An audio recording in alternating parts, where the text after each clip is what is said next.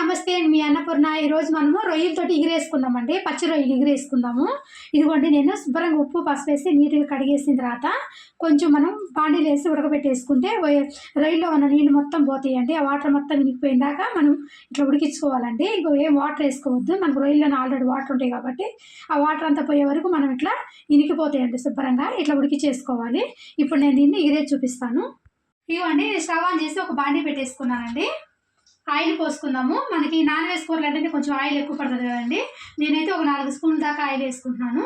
ఇవ్వండి, నేను స్టవ్ మీద ఆయిల్ పెట్టేసాను కదా. ఆయిల్ వేడేటప్పటికే నేను దాంట్లో వేసే మసాలా చూపిస్తున్నానండి. 2 బిర్యానీ ఆకులు, ఒక హాఫ్ స్పూన్ జీలకర్ర, ఒక హాఫ్ స్పూను చాజీరా, 2 చెక్క ముక్కలు అండి, 3 ఇలాచీలు, 2 మిరియాలు అంతే.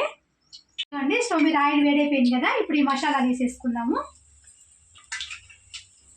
కొంచెం లైట్గా ఫ్రై అయిపోయిన తర్వాత ఒక 4 పచ్చిమిరపకాయలు అండి, సన్నగా ముక్కలు కట్ చేసేసుకున్నాను. నేను ఒక హాఫ్ కిలో తీసుకున్నానండి రొయ్యలు. ఇవ్వండి, పచ్చిమిరపకాయలు కొంచెం వేగిపోయింది కదా.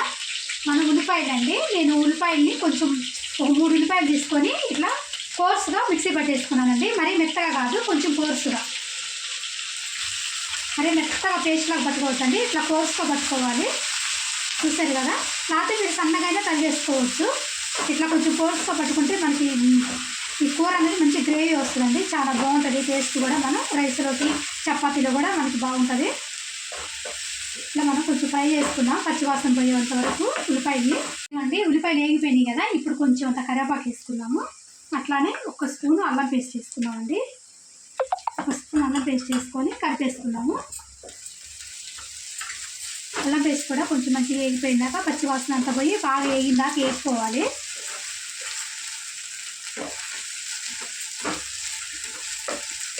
ఈ రొయ్యలు ఇగురుని మేమైతే ఇట్లా చేసుకుంటామండి.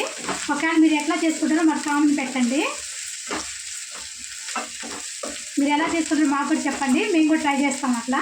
నేనైతే ఇట్లా చేస్తానండి. ఒక్కొక్కరు ఒక రకంగా చేసుకుంటారు కదా, అట్లానే మాకు కూడా చెప్పండి, మేము కూడా నేర్చుకుంటాము. అల్లం పేస్ట్ వేగిపోయింది కదండి. ఇప్పుడు కొంచెం పసుపు వేసుకుందాము. 1 స్పూన్ పసుపు వేసుకొని కలిపేసుకుందాం. ఇప్పుడు టమాటాలు కూడా నేను కొంచెం కోర్సుగా ఒక 3 టమాటాలని కోర్సుగా పట్టేసుకున్నానండి. మిక్సీ పట్టేసుకున్నాను. మరి మెత్తగా కాకుండా, చూసారు కదా ఇట్లా కొంచెం ముక్కలు కనిపిస్తుంది కదా. మరి మెత్తగా పట్టుకోవచ్చండి, కొంచెం కోర్సుగా పట్టుకుంటే మంచి గ్రేవీగా వస్తుంది కర్రీ మాత్రం. మన టమాటా పూరి కూడా మంచి ఫ్రై చేసుకున్నాము. ఒక 2 నిమిషాలు ఫ్రై చేసుకున్నామండి, ఆయిల్ పైకి వచ్చే వరకు. ఇదిగోండి, చూసారు కదా మన టమాటా కూడా మంచిగా ఉడికిపోయి ఆయిల్ మొత్తం పైకి వచ్చేసింది. ఈ టైంలో మనకి ఎంత కారం కావాలో చూసి వేసుకోండి. మీరు ఎంత కారం తినగలరో. నేనైతే 2 స్పూన్లు కారం వేస్తున్నాను. అట్లానే కర్రీకి సరిపోయినంత సాల్ట్ వేస్తున్నానండి. కొంచెం అంతా ధనియాల పొడి లాస్ట్లో మళ్ళీ వేసుకున్నాము. 1 స్పూన్ దాకా ధనియాల పొడి వేస్తున్నాను, మళ్ళీ లాస్ట్లో వేసుకున్నాము. ఇప్పుడు వేసుకొని కలిపేసుకున్నాము. ఇవన్నీ ఇప్పుడు మనం కారము, ఉప్పు, ధనియాల పొడి వేసుకున్నాం కదా. ఇదే టైంలో మనం రొయ్యలు కూడా వేసేసుకున్నాము.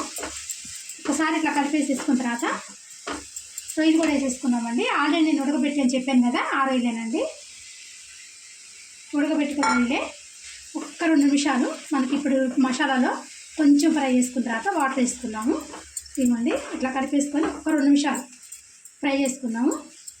తర్వాత వాటర్ వేసేసుకున్నాము. తొందరగా అయిపోతుందండి కర్రీ మాత్రం. టేస్ట్ మాత్రం చాలా బాగుంటుంది. ఇదిగోండి, మనం రొయ్యలు వేసుకున్న తర్వాత ఒక 2 నిమిషాలు అయిపోయింది కదా. ఇవి ఆయిల్ చూసారు కదా, చిన్నగా పైకి వస్తుంది. ఇప్పుడు ఈ టైంలో మనము ఒక్కసారి కలిపేసుకొని వాటర్ వేసుకున్నామండి. 1 గ్లాస్ వాటర్ దాకా వేసుకుంటున్నాను నేను, సరిపోతుంది. ఆల్రెడీ మనం రొయ్యలు ఉడికినాయి కాబట్టి 1 గ్లాస్ వాటర్ సరిపోతుందండి. చూసి వేసుకోండి మీరు.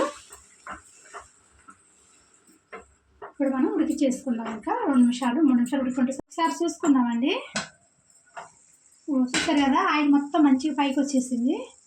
ఇదిగోండి, ఆయిల్ మొత్తం పైకి వచ్చేసింది కదా కర్రీకి. ఒక్కసారి కలిపేసుకుందాం. దగ్గరికి అయిపోయింది ఆల్రెడీ. ఇప్పుడు ఈ టైంలో ఇందాక మనం 1 స్పూన్ వేసుకున్నాం కదా ధనియాల పొడి, ఇంకొక స్పూన్ ధనియాల పొడి, గరం మసాలా 1 హాఫ్ స్పూను, కస్తూరి మేతి అండి 1 స్పూన్ దాకా కస్తూరి మేతి వేస్తున్నాను. కస్తూరి మేతి వేసుకుంటే రొయ్యల కూరలో చాలా బాగుంటుందండి. ఒకవేళ మీ ఇంట్లో కస్తూరి మేతి లేకపోయినా కొంచెం మెంతులైనా లైట్గా ఫ్రై చేసి పొడి చేసి వేస్తే చాలా బాగుంటుందండి. ఒకసారి కలిపేసుకున్నాము.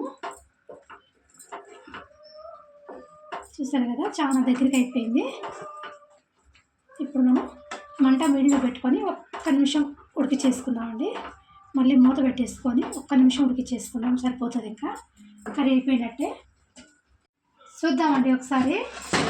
చూసారు కదా అయిపోయింది, ఆయిల్ మొత్తం పైకి వచ్చేసిందండి. ఇప్పుడు కొంచెం కొత్తిమీర వేసేసుకుందాం. మనం కొంచెం కొత్తిమీర కూడా ఎక్కువ వేసుకోండి, బాగుంటుంది. ఇప్పుడు ఒకసారి కలిపేసుకొని, చూసారు కదా చాలా దగ్గరికి అయిపోయింది కర్రీ మాత్రం. మనం ఇంకా గ్యాస్ ఆపేసేసుకోవటమే. ఇంకా నేను గ్యాస్ ఆపేస్తున్నాను. ఇదిగోండి రొయ్యలు అయిపోయిందండి. చాలా బాగుంటుందండి, రైస్లో కానీ చపాతీలోకి పులకలో కూడా తినొచ్చండి.